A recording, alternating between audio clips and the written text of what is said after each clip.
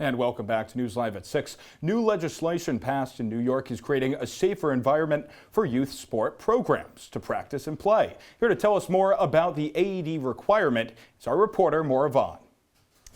Thanks, John. It's good to be back in the studio. And over this Thanksgiving break on Friday, Governor Kathy Hochul signed legislation that now requires youth sports programs with more than 5 teams to establish an AED plan, which implements automated external defibrillators to be present at all practices and games in case of cardiac emergencies on or off the field. And to local Syracuse high school coaches such as Scott Cotter, this is a necessary step in their youth sports programs to ensure the safety of their players. It was used and it saved, a kid's life right there on a football field on a Friday night where, we recognize those moments a lot of times as a coach myself or as a former student athlete. Those are the greatest moments of our childhood and the memories that will last forever and how quickly that can change. But fortunately, it was the night that, the ending was a positive outcome because of the equipment that we had on site and the ability of people to use it and do what we needed to keep his, to keep him alive.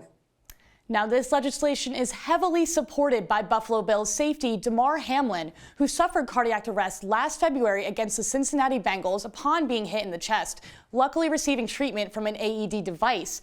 Hamlin states about this legislation, quote, "My journey has shown us that no one expects cardiac arrest to happen, and we all need to be prepared. By requiring that at least one person is trained to properly use an AED at every sports event, camp, and practice, this new law will help protect tens of thousands of kids in New York State and is a really important step in saving lives."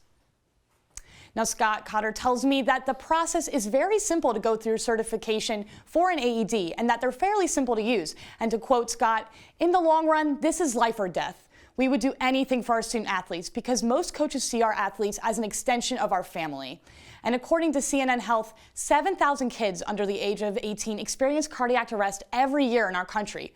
So although the question remains as to why it took so long to implement an AED plan, the process of implementing plans for a safer New York youth sports is happening. For now, that's all from me. Jake and John, back to you.